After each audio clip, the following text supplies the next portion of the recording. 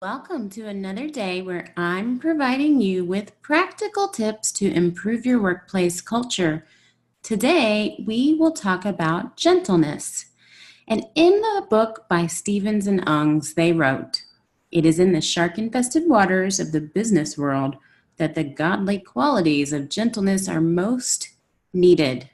And think about it, right? The workplace can be harsh and cold and uninviting, just not welcoming.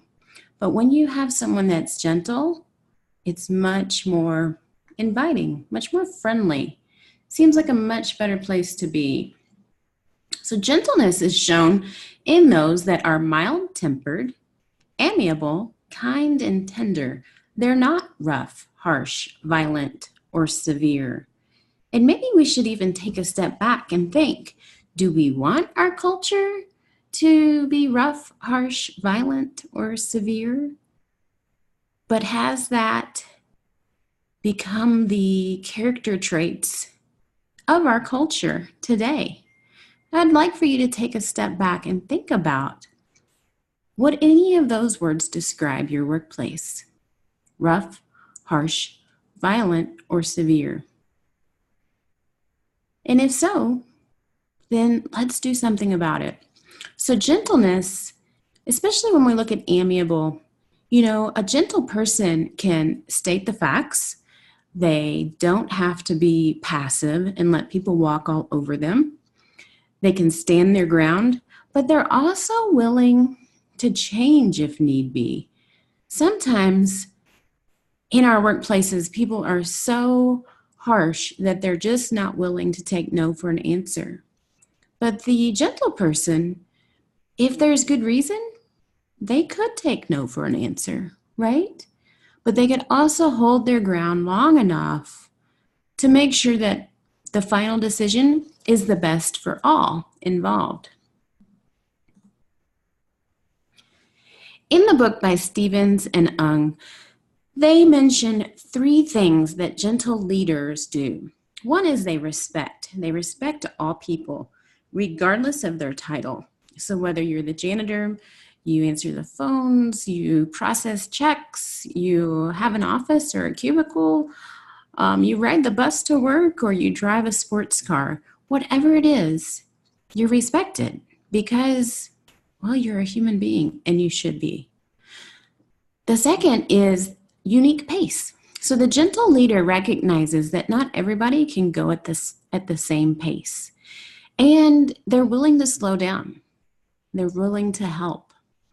They love serving others, and they recognize that their words and their body language really speak to helping other people. So they pay attention to make sure that they're using the proper words and that their body language is appropriate. And they empower. A gentle leader will empower others, and they'll do this to give them an opportunity, to challenge them, stretch them, and encourage them. I've loved it when I've worked with people and I can see their full potential and I can give them extra things, empower them to take responsibility or to take ownership. It's a beautiful process. And you do this, though, to make sure they have the tools to succeed. So it wouldn't be fair if I'm empowering someone falsely, basically saying, well, they can do this, but really they can't. Or that if they make a decision, I might come back and say, oh, that was the wrong decision, because after all, I empowered them.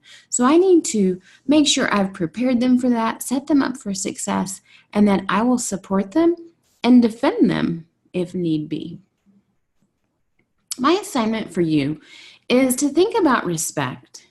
First, do you have special privileges that maybe other people in the workplace don't?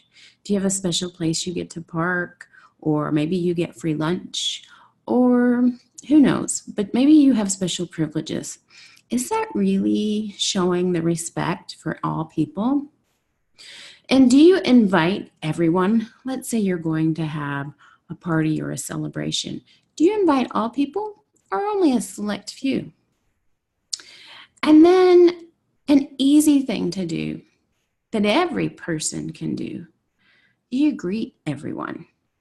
When you walk into the office, when you walk through the hallways, do you say hello to each person or only those that are at the same status or higher than you? Next, when we think about the pace of other people, do you use appropriate body language and words? Or are you saying, yeah, you can have extra time, but your body language and your words are just not in alignment?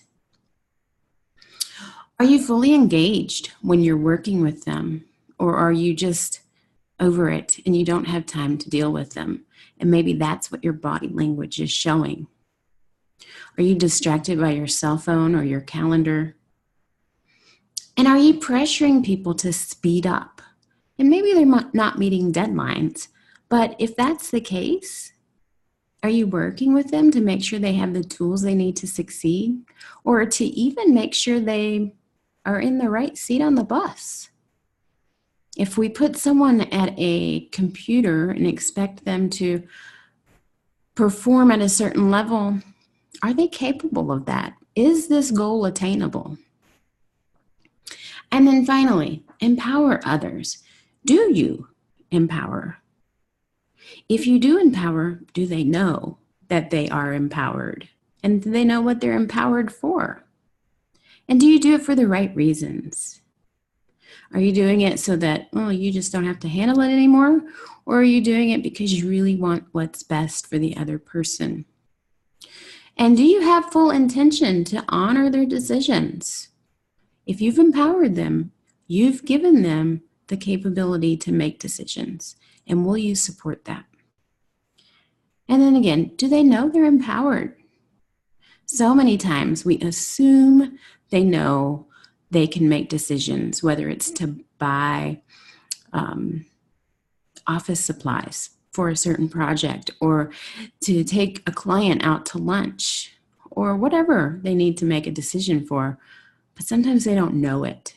And then there you have it, an employee on a company trip, and they're just not sure if they can use their corporate card to rent a car or to buy a dinner or to pay for the dinner for their client.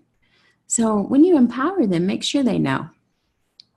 Okay, so we're finding that this is a very helpful tool, gentleness is, in the workplace. If I can be of assistance, please reach out to me at drdebradeen.com on the contact page and fill out your information. I would love to help you.